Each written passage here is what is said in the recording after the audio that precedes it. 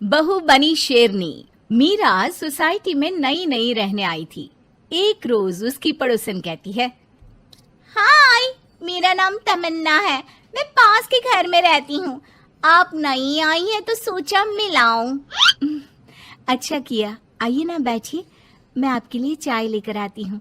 अरे नहीं, चाय तो मैं साथ लाई हूँ। सोचा आपने अभी अपना किचन सेट किया होगा कि भी नहीं। ये तो अच्छा किया, सच बहुत मन था चाय पीने का। ये मेरे हाथ के नमकीन खाइए।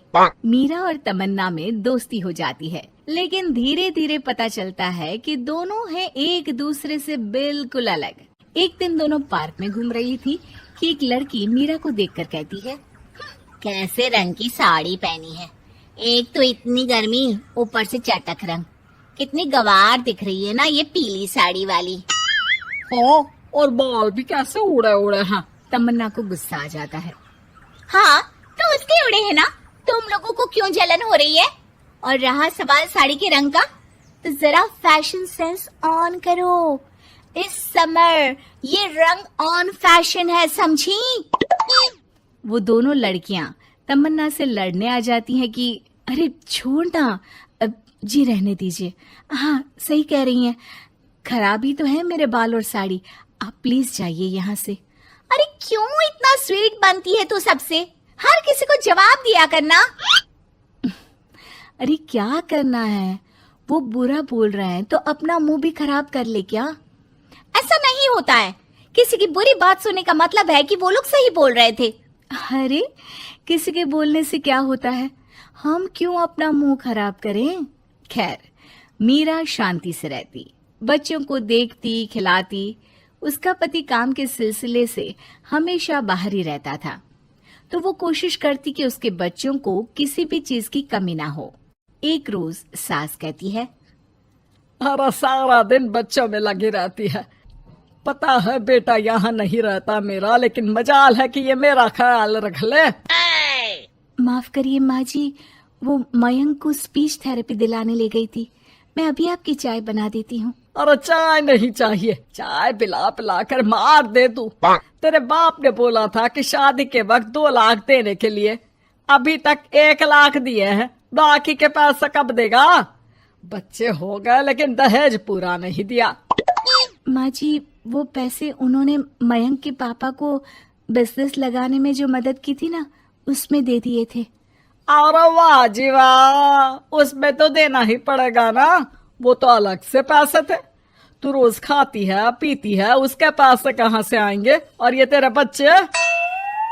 तभी मीरा को गुस्सा आ जाता है। वो सास को आंख दिखाती है और सास कुछ सोचकर वहां से निकल जाती है। तभी वहां मीरा की दोस्त आ जाती है। क्या कह रही थी? कौन से पैसे ले लिए तेरे पापा ने? मीरा मुस्कुरा देती है। अरे वो पुराने लोग हैं ना, अपने तरीके से सोचते समझते हैं, छोड़ ना। और बता कैसे आना हुआ? अरे तेरा कुछ नहीं हो सकता, मेरी सास होती ना तो ऐसा मुंह तोड़ जवाब देती कि देखती ही रह जाती। मीरा मुस्कुरा देती है।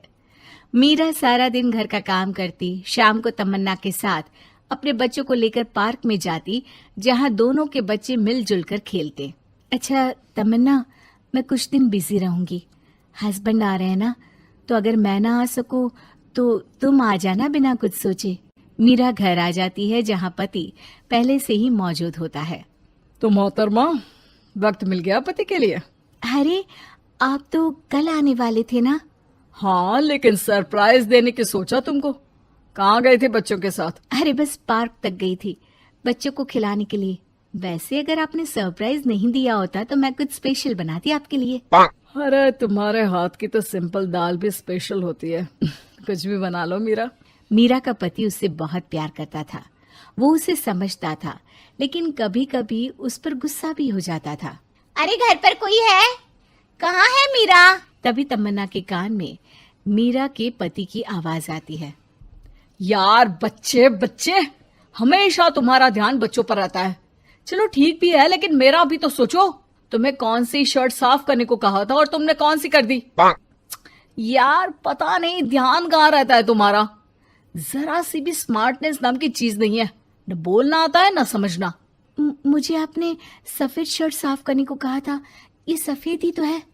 अरे पागल औरत, मुंह से सफेद निकल गया होगा, ये नीली करनी थी। लेकिन तुम खुद की अकल लगाओ तब ना पता चले कि कौन सी करनी है। तमन्ना बाहर खड़ी सब सुन रही थी। उसने वहां से निकल जाने में ही भलाई समझी, लेकिन अगले रोज पार्क में। देखो, मुझे गलत मत समझना, मैं ये नहीं कह रही हूँ कि तुम अपने पति से लड़ो या उसका मुंह तोड़ दो, लेकिन अपनी बात रखना तो सीखो। जमाना ऐसा नहीं है कि कोई किसी को कुछ भी सुना दे और अगला चुप रहे। चुप रहना ठीक है, लेकिन एक लेवल तक। मैं समझ रही हूँ तमन्ना, लेकिन मेरा नेचर कभी रहा ही नहीं। हाँ, मुझे भी गुस्सा आ जाता है, लगता है गलती कहाँ है, पर समझ में ही नहीं आता कि बोलूं क्या। खैर, बात आई गई हो जाती है। एक दिन मीरा के घर में बैठ तमन्ना और मीरा चाय पी रहे होते हैं कि वहां मीरा का बेटा रोते हुए आता है। मीरा घबरा जाती है। क्या हुआ बेटा? बेटे का रो रो कर बुरा हाल होता है। वो सिसकियां भर रहा होता है। क्या हुआ बेटा, कुछ तो बताओ। तभी पीछे से मीरा की बेटी भी आ जाती है। क्या हुआ भाई को बेटा? माँ, नीचे एक अंकल ने उसकी हंसी उड़ाई, उसे तोतला बोला। मीरा को बेटी की बात सुनकर गुस्सा आ जाता है। वो दौड़कर पार्क में बेटी के साथ जाती है। तमन्ना भी मीरा के पीछे जाती है। कौन थे अंकल? हाँ, वो लाल शर्ट वाले। क्या आपने मेरे बेटे को तोतला बोला? हाँ, क्योंकि वो तोतला रहा था। तोतला कहेगा। मीरा गुस्से से लाल हो जाती है और जोर जोर से चिल्लाने लगती है। मजाक समझा है क्या? किसी बच्चे के तोतलेपन को दूर करने के लिए माँ कितनी मेहनत करती है। मैं रोज उसे सबके सामने बोलने के लिए प्रेरित करती हूँ। बड़ी मुश्किल से मेरे बेटे ने बोलना सीखा है, उसे भी चुप करा दिया आपने। क्यों? मुझे माफ कर दीजिए। आपका बच्चा होता तो क्या उसका भी आप ऐसे ही मजाक उड़ाते? देख लीजिए मिस्टर, साफ बता दे रही हूँ, भूल से भी मेरे बच्चों का मजाक उड़ाने की कोशिश की तो बहुत ज्यादा बुरा हो जाएगा। तमन्ना दूर खड़ी मीरा का ये रूप देख रही होती है। वो समझ जाती है कि एक औरत के अंदर की शेरनी तभी जगती है जब उसके बच्चे को कुछ कहा जाए।